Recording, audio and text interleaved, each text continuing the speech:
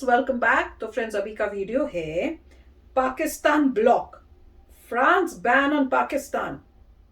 ये कोई और नया बैन है क्या, पता नहीं। तो वीडियो शुरू करते हैं। वीडियो शुरू करने से पहले अगर आप चैनल पर नए हो और आपने अभी तक सब्सक्राइब नहीं किया तो जल्दी से पहले सब्सक्राइब के बटन और बेल आइकन को क्लिक कर लो ताकि आपको हमारे सारे न्यू वीडियोस के नोटिफिकेशन मिल जाए जैसे हम अपलोड करें। अगर आपको वीडियो पसंद आता है प्लीज लाइक एंड शेयर। चलिए शुरू करते हैं। जय हिंद। देखिए, पाकिस्तान की जो विदेश नीति है किस तरह से चरमरा गई है और ये किस तरह से ब्लैक लिस्ट होने वाला है, इसको समझिए। ये 4-5 गलतियां इतनी बुरी बुरी किया है कि उतना तो मेरा कोई विद्यार्थी नहीं गलती करेगा जितना इसके विदेश मंत्रालय गलती कर। सबसे पहला देखिए, सार्क जो है ये 8 देशों का संगठन है। पूरा नाम होता है South Asian Association for Regional Cooperation. इसमें 8 देश आते हैं: मालदीव, श्रीलंका, भारत, पाकिस्तान, अफगानिस्तान, नेपाल, भूटान, बांग्लादेश। यही है सार्क जो देश देख रहे हैं यही पहले अखंड भारत था, इसी से टूट के इतने बने हैं लोग। तो सार्क देश है। सार्क देश में सबसे पावरफुल जो देश है वो है आपका भारत है। लेकिन सार्क देश आपस में मिलकर कई सारे व्यापार करते हैं जिससे कि हम लोग आपस में छूट देते हैं कि हाँ, हम आपके सामान को लेंगे तो टैक्स कम लेंगे। पाकिस्तान की चरमराती अर्थव्यवस्था को देखते हुए वहां के विदेश मंत्री शाह महमूद कुरैशी ने सार्क देशों के मेजबानी करने की पेशकश की। भारत ने इसे ठुकरा दिया और कहा कि आतंकवाद के पनाहगार के यहाँ हम मेजबानी नहीं कर सकते। इससे इसको एक व्यापारिक लॉस हुआ है। ये बड़बोला है, कुछ भी बोल देता है, इसको कोई ठीक ठाक नहीं रहता है। अभी इसने क्या किया देखिए, ये लोग इतने बदतमीज टाइप के लोग होते हैं। आप इसकी देखिए, इनका संस्कार सीखिए। बताइए, ये सऊदी अरब के राजा से बात कर रहे हैं इस तरह से पैर सामने रख के। बताइए, ये संस्कार होता है यहाँ पर? क्या कीजिएगा, स्कूल कॉलेज कभी जाएंगे सब, नहीं तो क्या होगा। देखिए यहाँ पर ये कुर्ता पजामा पहना है, इसके सामने जूता रख दिया। ये राजा है और सऊदी अरब के कल्चर में जूता को बहुत बुरा माना जाता, बहुत बवाल हुआ था। इन लोग का ये कल्चर से मजबूर है। यहाँ देखिए, यहाँ आदमी बैठा है, इधर जूता करके बैठा हुआ है। और यही नहीं, ये महिला लोग का भी बहुत इज्जत करते हैं। देखिए, ये जूता है, यहाँ पे महिला बैठी है। बताइए, इस तरह का ये लोग के पास संस्कार होता है। ठीक हुआ कि कुर्ता पजामा पहना था, लुंगी पहना रहता तो सोच रहा वैसे ही बैठता है यहाँ पर। इन लोग संस्कार विहीन हैं लोग। इन लोग से आप क्या उम्मीद कर सकते हैं? देखिए, इन लोग के ऊपर दुखती नस पर यूएनओ ने भी एक और नमक रगड़ दिया। यूएनओ की एक संस्था है counter terrorism committee. Counter terrorism committee का अध्यक्ष भारत को बनाया गया पूरे 2022 के लिए। 1 साल तक इस कमेटी का अध्यक्ष रहेगा। आप सोचिए, पाकिस्तान जो है पूरे दुनिया की जो सबसे ज्यादा आतंकवाद का एक्सपोर्ट होता है वो पाकिस्तान से होता है। सामानों का तो चाइना से होता है, अब पाकिस्तान का होता है। अब पाकिस्तान को भारत की पूरी उद्देश्य रहेगी कि इसको FATA के ग्रे लिस्ट से उठा के ब्लैक लिस्ट में डाल। भारत इसमें कामयाब भी हो गया रहता, लेकिन तुर्की जो है, ये अर्दोगान, ये अपने को फरिश्ता समझता है। ये पकलूल कहीं तुर्की की अर्थव्यवस्था को बर्बाद कर दिया। ये पाकिस्तान को बचा लेता था। अब की बार यही ग्रे लिस्ट में चला गया, तो अब मेरे चाचा को कोई नहीं बचा पाएगा। बेचारा चाचा गया मेरा ये ब्लैक लिस्ट में। और FATA कितना खतरनाक चीज है, बस इतना समझिए कि 1 महीना हुआ है तुर्की को FATA में ग्रे लिस्ट में आने। इसकी जो मुद्रा है लीरा, इतना भयानक गिरा है कि यहाँ कोई भी चीज डबल रेट का हो गया। एप्पल कंपनी अपना प्रोडक्शन को यहाँ पे बंद कर दी है, तो अब ये ब्लैक लिस्ट में जाने वाला है। तो आप देखते होंगे हालिया 1-2 महीने में पाकिस्तान के विदेश मंत्री या कुछ लोग भारत की बड़ी तारीफ कर रहे होंगे। लोग करेंगे क्यों नहीं, पिटाएंगे तब नहीं, इनको कचल के ही रखने लायक है। इन गधों ने क्या गलती किया देखिए ध्यान से। ये भांगड़ा नाच रहा है यहाँ पर। इस्लामिक ऑर्गेनाइजेशन के देशों में जाके कहता है कि भारत ने 370 जो हटा दिया गलत हुआ है, वहां के लोगों पे अत्याचार हो गया, वापस से 370 आना चाहिए। बताइए, इस भांगड़ा नाच वाले को कोई बताएगा कि 370 कभी भी अब वापस नहीं आ सकता है। सबसे बेस्ट डिसीजन था अब तक का मोदी जी का, जितने डिसीजन थे उसमें 370 को हटाने का। अब इन उल्टे बेचारा के ऊपर सुनिए क्या हुआ है। ये कह रहा था 370 में कश्मीर से 370 हटाने के लिए, कश्मीर में उल्टा मुस्लिम देश चले आए हैं सब। इस्लामिक ऑर्गेनाइजेशन कंट्री जो है OIC, उसमें 2 ही देश पावरफुल रखते हैं, एक सऊदी अरब और एक होता है UAE। UAE की कंपनी है इमार ग्रुप। इमार ग्रुप UAE में सबसे बड़े बड़े बिल्डिंग प्रोजेक्ट बनाए हैं। बुर्ज खलीफा दुनिया की सबसे ऊंची वर्तमान में जो बिल्डिंग है, इसको इमार ग्रुप ने ही बनाया है। ये UAE की कंपनी है। इमार ग्रुप अब कश्मीर में एंट्री कर दी है। इमार ग्रुप के आने से कश्मीर में उन लोगों ने अनाउंस किया है कि श्रीनगर में 5 लाख स्क्वायर फीट का ये मॉल बनाएंगे। इतना बड़ा मॉल भारत में केवल 5 ठो है, जिसमें एक ठो अब जम्मू कश्मीर में हो जाएगा, श्रीनगर में। इतना जबरदस्त ये लोग मॉल बनाएंगे। इस मॉल के बनने से अगर बताइए कश्मीर के इशू लेके अगर ये अरब देशों में जाएगा कि कश्मीर में समस्या है, ये है वो है, तो भारत कह देगा ना कि चलिए मुस्लिम देश जो है ना, इस्लामिक और ऑर्गेनाइजेशन कंट्री जो है OIC के देश में, बताइए वहीं की कंपनी है इमार ग्रुप, इन्हीं से पूछ लिए कोई प्रॉब्लम है। अभी कश्मीर में 6 लाख पर्यटक गए हैं सब। 370 के हटने के बाद। हालांकि ये बहुत बड़ा आंकड़ा नहीं है, कश्मीर में पहले से तो ये better करोड़ है। में जाने चाहिए होगा पर्यटक। वो ये भी। कश्मीर के लोगों का दुर्भाग्य है कि आतंकवादियों के वजह से उन बेचारों का बिजनेस बर्बाद होता है। कितने आप सालों देखिएगा, कोटा में चले जाइए, वहां के लोग देखिए स्टूडेंट से उनकी आमदनी होती है। दिल्ली में जाइए मुखर्जी नगर, स्टूडेंट से। पटना आके देखिए, स्टूडेंट से ही चाय की दुकान, सब्जी की, जिधर जिधर स्टूडेंट रहते हैं या जहाँ पर्यटक रहते हैं, पर्यटकों की वजह से लाखों की कमाई हो जाती है। आप देहरादून जाके देखिएगा, कोई होटल खाली नहीं रहेगा। लोग शिमला में देखिए, तो श्रीनगर में आतंकवाद की वजह से वहां के लोगों का इनकम कम हो रहा था। अभी 6 लाख वहां पर टूरिस्ट घूमने गए थे और 18,000 करोड़ रुपए का इन्वेस्टमेंट हुआ। सोचिए ये कश्मीर के लोगों के लिए कितना अच्छा बात है। हर भारतीय चाहता है कि वो लोग भी हमारे से कदम से कदम मिला के चले। अब जैसे अब सोचिए 5 लाख स्क्वायर फीट का अगर मॉल बनाना है, आप ही को अगर मान के चलिए कि पटना में हम ही को एक बिल्डिंग बनाना है, तो सीमेंट पटना से खरीदेंगे, बालू सीमेंट गिट्टी मजदूर सारा तो यहीं से ले आएंगे कि लुधियाना से उठा के लाएंगे, यहीं से ले आएंगे। तो ये जब इतना बड़ा मॉल बनाएगी तो कश्मीर के लोगों को हजारों की संख्या में रोजगार भी मिलेगा। अब इसके लिए पाकिस्तान बेचारा परेशान हो गया। वो गया था ओआईसी के देशों में कि भारत की बदनामी करने, उल्टे ये लोग देखिए यूएई के राजा भारत सरकार मोदी जी को क्या पहना रहे हैं, और यूएई ने अपने यहाँ एक मंदिर बनाने का भी क्या दे दिया, अनुमति दे दिया। सब लोगों को मिलजुल के रहना चाहिए। यूएई का एक बहुत अच्छा डिसीजन है, सबको मिलजुल के रहना चाहिए। पाकिस्तान केवल भारत के लिए दुश्मन नहीं है, ये पूरे मानवता के लिए दुश्मन है। देखिए अफगानिस्तान में अभी फूड क्राइसिस चल रहा है, वहाँ दवाइयाँ नहीं है, वैक्सीन नहीं है, पानी की किल्लत है, खाने की किल्लत है। तो भारत सरकार ने फ्री में अफगानिस्तान के लोगों को 50,000 टन गेहूं ले जाने दिया था। लेकिन पाकिस्तान कह रहा है कि हम अपने यहाँ रास्ता नहीं देंगे। भारत ने कहा क्यों नहीं दोगे, दुनिया क्या कहेगी, तो कहा कि ठीक है, तो ट्रक पाकिस्तान का होना चाहिए। अब बताइए पाकिस्तान के ट्रक में हम अपना गेहूं पहले पाकिस्तान में उतारे और फिर पाकिस्तान का ट्रक भर के अफगानिस्तान ले जाएगा। बताइए मानवीय मदद में शर्त किस बात की। तो भारत सरकार ने कहा कि ऐसा कोई शर्त नहीं होगा। इसी में ईरान आगे आ गया। ईरान ने कहा कोई बात नहीं, अफगानिस्तान जाने का रास्ता अगर पाकिस्तान नहीं दे रहा है इंडिया को, तो इंडिया मेरे यहाँ चाबहार में आ जाए। चाबहार बंदरगाह ग्वादर से महज 72 किलोमीटर की दूरी पे, यहाँ चाइना बहुत डेरा डाला है। तो भारत यहाँ से 50,000 टन गेहूं पहुंचा दिया काबुल में। पाकिस्तान चुपचाप देखते रह गए, पाकिस्तान को बाईपास कर दिया। मतलब आखिर अफगानिस्तान हमारा ही तो हिस्सा था। ये हम लोग की कमी है कि हम लोग इसे संजो के नहीं रख पाए, बिखर गया, वरना हमारा ही था ये अफगानिस्तान। डूरंड लाइन भारत और अफगानिस्तान के बीच में की गई थी, पाकिस्तान के बीच में थोड़ी खींचे गए थे, अंग्रेजों ने उसे बांट दिया वहां पर। तो भारत वहां पर गेहूं को 50,000 टन की खेप पहुंचाया है। देखिए कैसे गेहूं को दिया जाता है, पानी वाली जहाज में ऐसे ऊपर से हॉपर खोल दिया जाता है, इसमें पूरा गेहूं भर दिया जाता है। बोरा वोरा में नहीं, पूरा इसे गेहूं भर दिया और वहां उतार लिया जाएगा। पूरी बड़ी सी जहाज में इसे लोड करके भेज दिया गया वहां अफगानिस्तान के लोगों को। इतनी भूखमरी है अफगानिस्तान के लोगों का, ये हाल हो गया है और इन पाकिस्तानियों को समझ में नहीं आ रहा है। मानवता शर्मसार हो गई है। ये हमारा ही हिस्सा था, अखंड भारत होके रहेगा। अखंड भारत ही, जब तक अखंड भारत नहीं रहेगा एशिया में शांति नहीं हो सकती। इन लोगों को खाना वगैरह पहुंचाया गया है। साथ में काबुल में बच्चों का केवल एक ही हॉस्पिटल है, इंदिरा गांधी हॉस्पिटल, बच्चों का हॉस्पिटल। छोटे मासूम बच्चों को बीमारियां हो जाती हैं। तो पाकिस्तान वाले बम फोड़ने के सिवा डॉक्टर तो जानते नहीं है सब।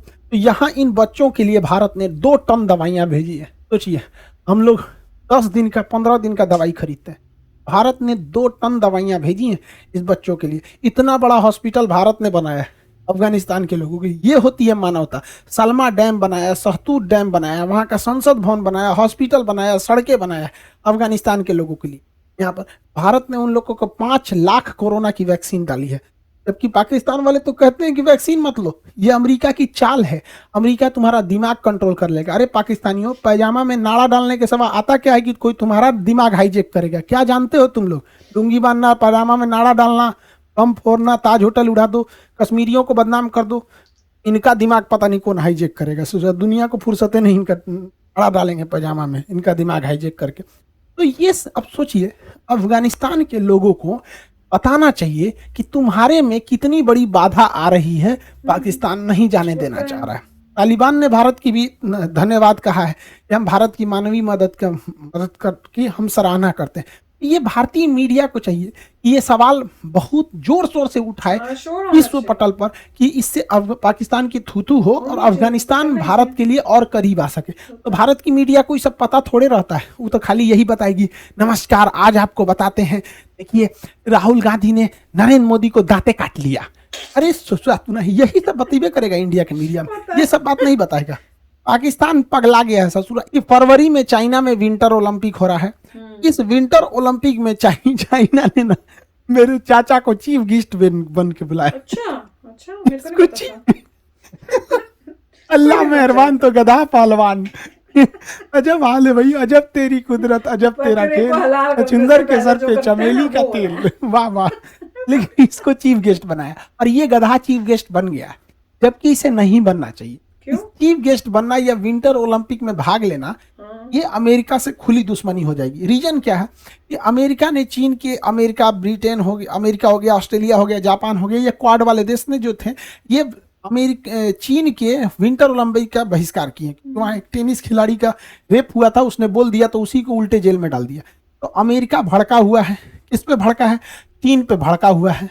अब देखिए चीन जो है पाकिस्तान को बुला लिया है चीफ गेस्ट बना के, और रूस को भी बुला लिया उद्घाटन समारोह में। भारत को इसमें नहीं जाना चाहिए, लेकिन भारत फिर भी जा रहा है। तो खैर भारत साइड में बैठ के टुकुर टुकुर देख रहा है, क्योंकि भारत के लोग पढ़े लिखे हैं, जानते हैं कि पाकिस्तान कितनी बड़ी गलती करने जा रहा है। अब जरा देखिए, अमेरिका ने कहा है कि कोई भी देश विंटर ओलंपिक में ना जाए, अगर जाएगा तो हमारा विरोध होगा। और ये सब पाकिस्तान चीफ गेस्ट बन के चल गया, और रूस भी चला आया है। रूस तो जाएगा, अमेरिका, रूस इधर ही भी गया है, रूस भी गया है, ये तो खुश है फादर ऑफ कोरोना। अब जरा समझिए, अमेरिका घुसियाया है। अमेरिका, रूस का तो कुछ बिगाड़ नहीं पाएगा, अमेरिका चाइना का भी कुछ नहीं बिगाड़ पाएगा। बच गया कौन? पाकिस्तान इनको बर्बाद कर देगा। अब बताओ, आज तक जो बाइडेन ने इसको फोन तक नहीं किया है, बताइए, एक फोन कॉल नहीं किया। एक बच्चा भी रहेगा अगर पॉलिटिक्स का क्लास किया होगा मेरा, तो उसको समझ होगा कि अमेरिका से दुश्मनी लेना ठीक नहीं है। अब हथियार की सप्लाई इसको ज्यादातर अमेरिका देता है।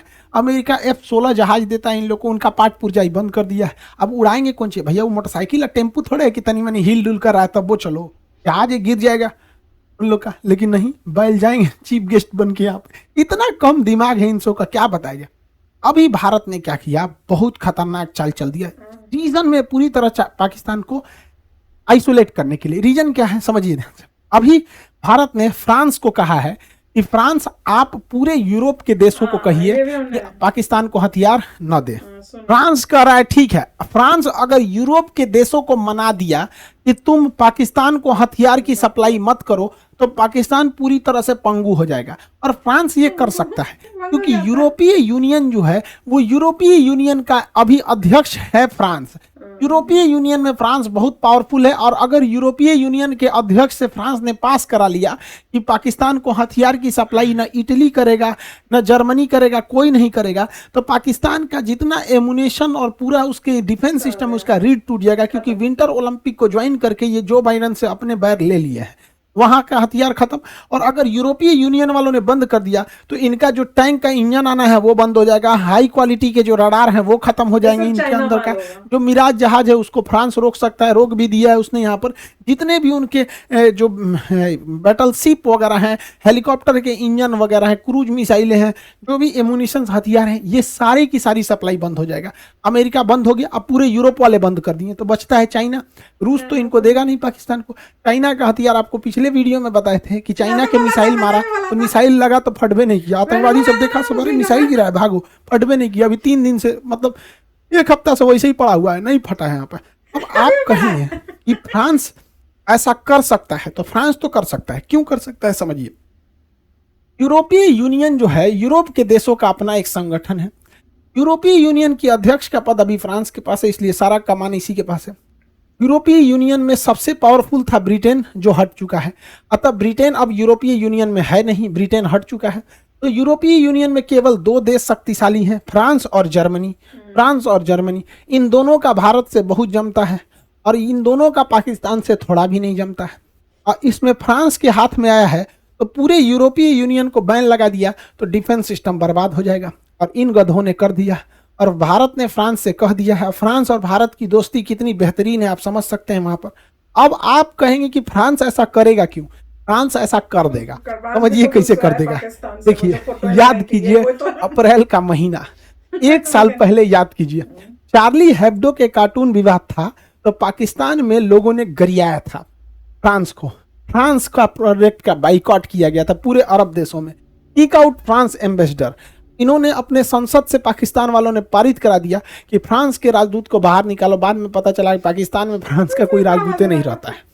इस तरह से फ्रांस के राजदूत का राष्ट्रपति का पुतला जलाया इन लोगों ने, चप्पल से रौंद दिया फ्रांस के राष्ट्रपति को। अब फ्रांस की जनता भी अपनी राष्ट्रपति से कह रही है कि पाकिस्तान से बदला लो। फ्रांस में इलेक्शन भी है, फ्रांस के पास पूरी अध्यक्षता का पद है। अब ये इन लोग को छोड़ेगा नहीं। इतना उत्पात मचाए थे ये लोग कि इस पर हम वीडियो भी बनाए थे अप्रैल में कि फ्रांस से पंगा लेकर फंस गया पाकिस्तान। पंचर साटने वाले पाकिस्तान ने राफेल बनाने वाले से क्या लिया, बदला लिया। अप्रैल में बनाए थे और इसमें बताए थे कि ये लोग किस तरह से बेवकूफ़ी कर रहे हैं। यहाँ स्पष्ट लिखा है बैनर पर कि बाइकॉट फ्रांस। यहाँ इमाम मैक्रन का फोटो पे इसे काटा गया है। ध्यान से अगर देखेंगे यहाँ पर तो स्पष्ट लग रहा है कि ये फ्रांस का ही, पाकिस्तान का वीडियो है और लिखा भी है सारा पाकिस्तान का ही। हम उस समय भी 1 साल पहले भी पाकिस्तान को समझाए थे कि तुमको भारी पड़ेगा फ्रांस से दुश्मनी, लेकिन नहीं। हम इसी वीडियो में इन बच्चों को भी समझाए थे। आपको याद होगा ये वाला वीडियो, पूरे पाकिस्तान वालों में आग लगा दिया था कि खान सर ने क्या बोल दिया। ये आप देखेंगे, प्रूफ के लिए हम यहाँ रखे भी हैं। ललन टॉप का स्क्रीनशॉट है। इस पे एक पाकिस्तानी ने ना ट्वीट किया था, वकील सिवान खान के नाम पर खुद को मुसलमान साबित करने वाले अमित सिंह पर कार्रवाई होनी चाहिए। अरे भैया, हमारा पे कौन सी कार्रवाई करेगा? जज 4 जूता दे के भगाएगा। पूछेगा ना जज कि भैया ये पाकिस्तान का वीडियो है, स्पष्ट रूप से देख लो, यहाँ लिखा हुआ है कि फ्रांस के राजदूत को बाहर निकालना है। तो हम, अब बताइए, अगर लोग ये कहते पाकिस्तान के बारे में बोले तो पाकिस्तान के लोगों को तकलीफ हो तो समझ में आना चाहिए। इंडिया में ट्वीट करके इंडिया में ट्विटर पे ट्रेंड करा दिया था सब। 22 मई 2021 को देखिए 9 बजे, रिपोर्ट ऑन खान सर। वाह, अलर्ट जारी किया गया था। इसलिए अब बताओ भैया, हम तो बोले थे पाकिस्तान को तकलीफ हुआ किसी और को, अब फिर उन्हीं को बोल दो कि पाकिस्तानी हो तो गुस्सा भी लग जाता है। ये बहुत पुराना, हम 1 साल पहले भी हम समझाए थे इस बात को, वीडियो बना के भी, कि पाकिस्तान गलत कर रहा है। 1 साल पहले नहीं समझ में। अरे शिक्षक बहुत दूरदर्शी होता है। भारत में कहा जाता है शिक्षक कोई साधारण व्यक्ति नहीं, उसके गोद में निर्माण और विनाश दोनों पलता है। मेरे चाचा को क्या समझाए, इस साले को तो शादी करने से फुर्सत नहीं है। लेकिन कोई बात नहीं, हमारा जो काम था, हमारा बच्चों को पढ़ाना, हम पढ़ा दिए। लेकिन लोग हमको उल्टा सीधा बोले, कोई बात नहीं, भारत माँ का झंडा हमेशा बुलंद रहेगा, अखंड भारत होगा। जितने भारत के जो पाकिस्तानी कहते हैं सब ना भारत के टुकड़े होंगे, उन ससुरों से एक दिन भारत माँ के शेर का ना गोबर उठवाया जाएगा। तो ये सब क्या समझ आता। अब एजुकेशन की बात करते हैं तो देखिए, चाइना ने एजुकेशन सिस्टम में 2 टीचर पॉलिसी लाया था। हम 2 टीचर पॉलिसी चाइना लाया था। अभी हम क्या किए, अपने एप्लीकेशन पे 3 टीचर पॉलिसी लाए चाइना को कम्पीट करने के लिए। वो एशिया का मरीज से राजा कैसे बना। हम लोग जैसे हम टॉपिक को पढ़ा दिए, अब हमारे बाद एक और टीचर है, उसको याद कराने के लिए, रिवीजन कराने के लिए। अच्छा। 3rd टीचर एक और रहेंगे जो बच्चों से क्वेश्चन करने के लिए। 3 टीचर पॉलिसी लाए हैं। अब फी वही पहले जैसा है। तो हम लोग को कम्पीट करना है। एशिया का मरीज था चाइना, एजुकेशन में आगे बढ़ गया, और वही एजुकेशन नहीं रहेगा तो इन्हीं सब की तरह बैल हो जाएंगे। हम लोग भी बेवकूफ़ी करने लगेंगे यहाँ पर। तो हम लोग को ऐसा बेवकूफ़ नहीं बनना है। आई होप आप सब समझ गए होंगे। एप्लीकेशन वाले जितने क्लास है रनिंग है उसको ले लेंगे। अभी नए बैचेज भी बहुत ज़्यादा एप्लीकेशन पे है, वहाँ देखेंगे, मिल जाएगा। आई होप आपको ये टॉपिक समझ में आएगा और समझ सकते हैं कि इंटरनेशनल रिलेशन कितना खतरनाक होता है। एक गलती पाकिस्तान ने किया थे, अभी बहुत भुगतना पड़ेगा फ्रांस के बाद। आई होप आप इसे समझेंगे। मिलेंगे नेक्स्ट क्लास में। जय हिंद। तो फ्रेंड्स, बड़ा मजेदार वीडियो था, सुनने में बड़ा मजा आता है। और भैया सबको मेरी तरफ से बहुत बड़ी एडवाइस है, जो आजकल पढ़ रहे हैं, आप सब जो पढ़ाई लिखाई कर रहे हो, भैया बैल नहीं बनना है, बिल्कुल भी नहीं बैल की तरह बनना है। देख लिया ना पाकिस्तान का क्या हाल हो रहा है। तो वो काफी मजेदार था। पर डेफिनेटली मुझे इनका 3 पॉलिसी भी बड़ा अच्छा लगा है कि ये होगा, ये होगा, ये होगा। वो भी काफी था। मैंने कहा चाइना की कौन सी 2 पॉलिसी है, फिर आ जाके समझ में आया। पर जो भी है, जिस तरह से मतलब इन पाकिस्तान जो कर रहा है हरकतें, उसका ऑब्वियसली उनको नतीजा तो भुगतना ही पड़ेगा। इतने सालों से, हमारे बचपन से मैं सुन रही थी, अब जाके इस उम्र में हमें सुनने को मिला है कि उसका कुछ रिजल्ट हो रहा है। नहीं तो तब तक तो सभी मतलब उनके लिए ऐसे लगता था सब नॉर्मल चल ही रहा है, तो काफी हैरानी होती थी। तो इससे प्रूव होता है कि बुराई का नतीजा जो है, एंड जो होता है, वो आता ही आता है। तो वो तो 100% देख लिया हमने। राइट। इसमें 3 मेन पॉइंट है। पहला ये था कि कश्मीर में जो प्रोग्रेस हो रही है, तो वो तो बहुत अच्छी बात है, प्रोग्रेस होती रहेगी। अफगानिस्तान में अच्छा है कि इंडिया ने कहा कि पाकिस्तान के ट्रक नहीं जाएंगे, क्योंकि इंडिया से ही ट्रक आने चाहिए। उसे क्लियर हो जाए अफगानिस्तान के लोगों को कि यस इंडिया का हेल्प ट्रक इंडिया आया से आ रही है, नहीं तो वो पाकिस्तान अपना ले Correct. जाता। करेक्ट, वो चलाकी करा था, हमारे ट्रक से आएंगे, लोगों को लगेगा हम भेज हम रहे भेज रहे हैं, इसीलिए इंडिया मैं ने समझ सही गई कहा थी। कि ऐसा नहीं होगा, हमारा ट्रक जाएगा, हमारा ट्रक लैंड करेगा, हमारे लोग तुम्हें देंगे और सारा अरेंजमेंट करेंगे। तो ये अच्छी बात थी और बहुत अच्छा काम किया है उन्होंने कश्मीर में भी कि यूएई इन्वेस्ट कर रहा है।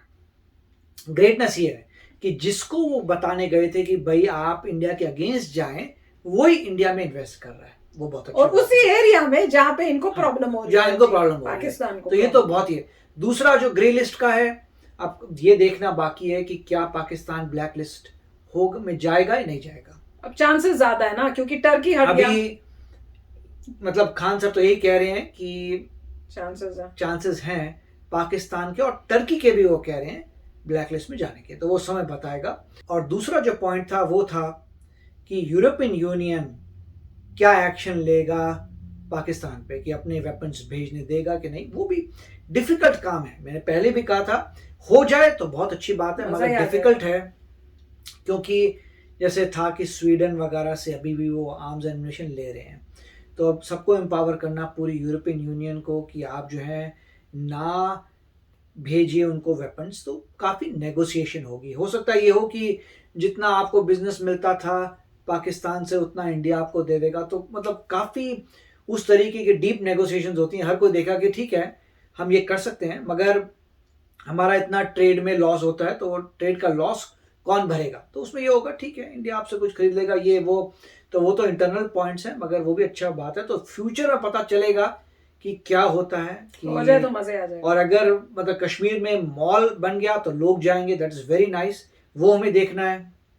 ब्लैक लिस्ट में ये दोनों कंट्री जाती हैं, ये देखना है। उसके बाद अगर ऐसा कुछ होता है कि यूरोपियन यूनियन ब्लॉक करता है, देखना है, तो देखेंगे क्या होता है। But very nice video. Yes friends, मजा ही आ गया। अच्छा, और एंडिंग बेल नहीं बनना, ठीक है ना। चलो चलते हैं, मिलेंगे नेक्स्ट वीडियो में बहुत ही जल्द। Till then take care and bye bye. तो अगर आप मेरे इस चैनल पे नए हो तो जल्दी से सब्सक्राइब के बटन को हिट करो और बेल आइकन को क्लिक करो, ताकि आपको मेरा जब नया वीडियो मैं लगाऊं आपको उसके बारे में जल्दी से पता चल जाए।